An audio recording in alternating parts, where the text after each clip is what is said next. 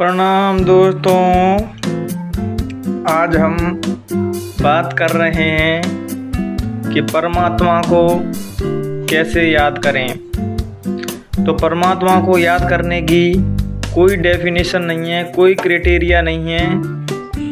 आप जिस काम को कर रहे हो उस काम को करते हुए आप समस्त संसार को भूल गए हों, सभी लोगों को भूल गए हों और केवल वही काम आपको याद रह गया हो, वही परमात्मा को याद करने का सबसे अच्छा तरीका है। अगर आप पढ़ाई कर रहे हो और पढ़ाई करते में आप सबको भूल गए तो वो परमात्मा को उससे अच्छा कोई तरीका नहीं होता। अगर आप ध्यान कर रहे हो, मेडिटेशन कर रहे हो, वो परमात्मा को याद करने का एक अच्छा तरीका है। जिस भी काम को आप कर रहे हो पूरी शिद्दत और लगन के साथ कर रहे हो, प्रेम पूर्वक कर रहे हो, वही परमात्मा को याद करना है। तो हर किसी के लिए अलग अलग डेफिनेशन दी गई है परमात्मा के लिए। तो पढ़ाई करने वाले स्टूडेंट परमात्मा को अपनी ब्रह्मचर्य को साध के और अपने 100% पढ़ाई पे फोकस होके उसको याद कर सकते हैं। संगीत वाले उसको गा के रिझा सकते हैं। तो हर किसी के लिए अलग अलग नियम बनाए गए हैं।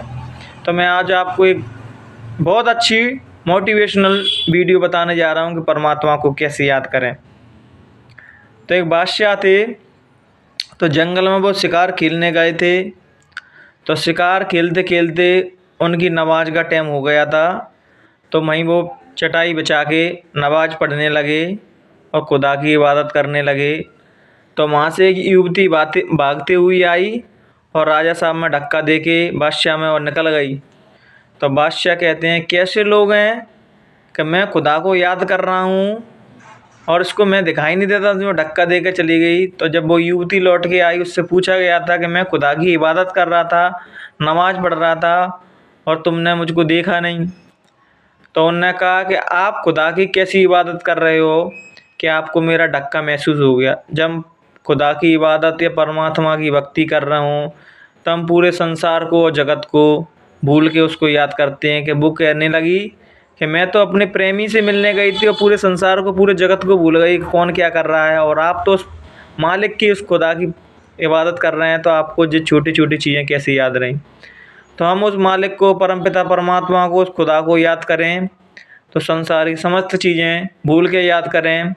भले हम 2 मिनट करें, 4 मिनट करें, 10 मिनट करें, 20 मिनट करें, तो उस टाइम पे हम पूरे संसार को भूल जाएं, केवल अपनी जीवात्मा रहे, अपनी आत्मा रहे और वो परमपिता परमात्मा रहे।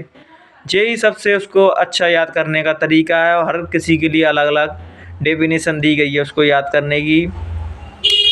तो हम जब ये चीज़ प्रेम पूर्वक करने लगेंगे, अपने काम में प्रसन्नता से रहने लगेंगे, वही सबसे अच्छा परमात्मा को तरीका याद करने के लिए। Thank you.